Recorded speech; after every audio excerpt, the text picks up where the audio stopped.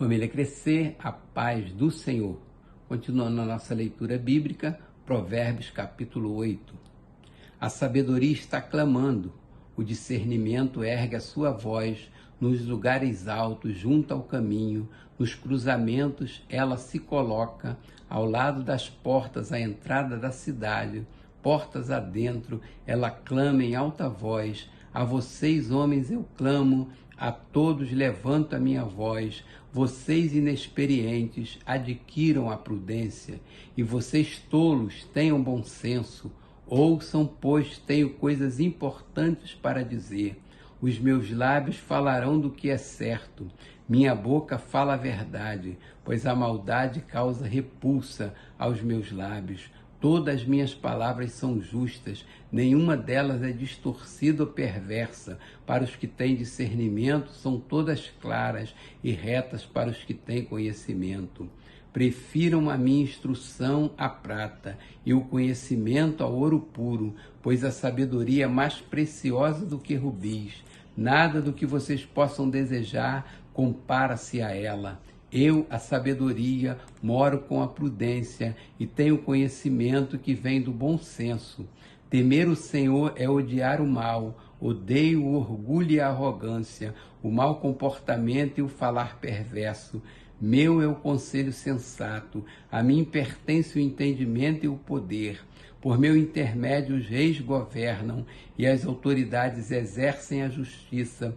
Também por meu intermédio governam os nobres, todos os juízes da terra.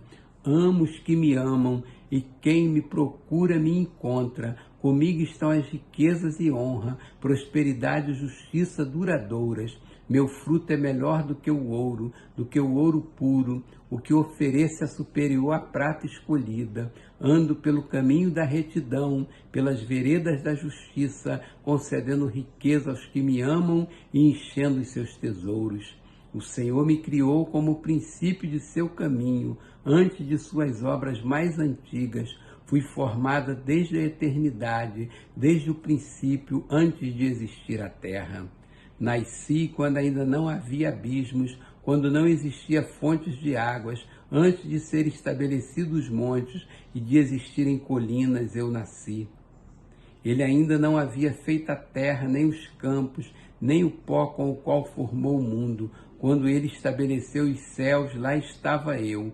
Quando traçou o horizonte sobre a superfície do abismo, quando colocou as nuvens em cima e estabeleceu as fontes do abismo, quando determinou as fronteiras do mar, para que as águas não violassem a sua ordem, quando marcou os limites dos alicerces da terra, eu estava ao seu lado e era o seu arquiteto. Dia a dia eu era o seu prazer e me alegrava continuamente com a sua presença. Eu me alegrava com o mundo que ele criou, a humanidade me dava alegria. Ouça-me agora, meus filhos, como são felizes os que guardam os meus caminhos.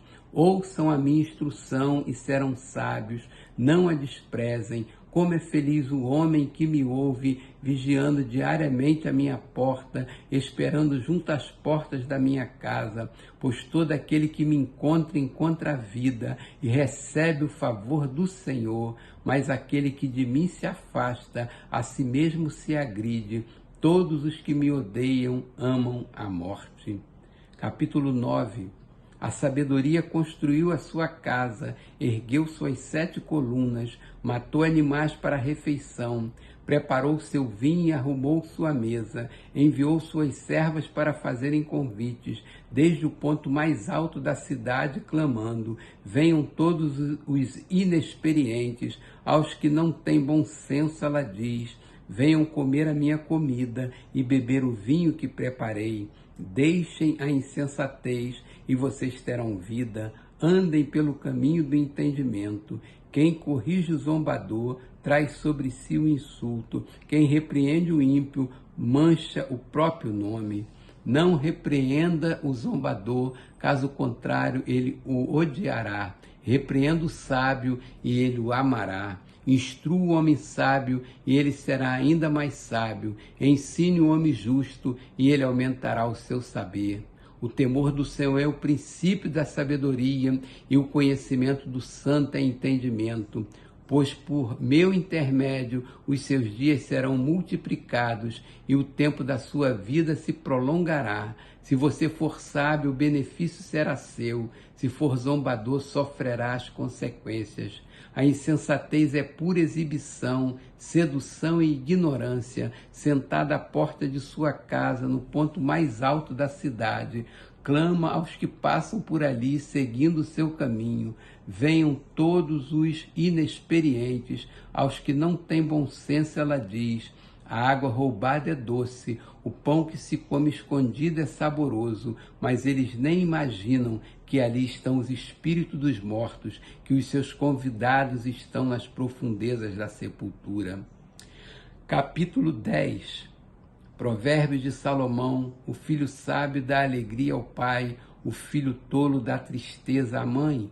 Os tesouros de origem desonestas não servem para nada, mas a retidão livra da morte. O Senhor não deixa o justo passar fome, mas frustra a ambição dos ímpios.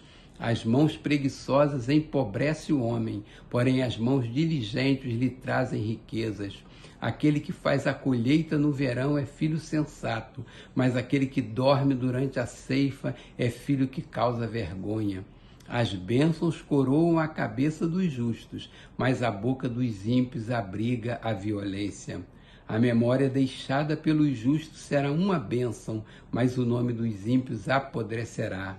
Os sábios de coração aceitam mandamentos, mas a boca do insensato leva à ruína.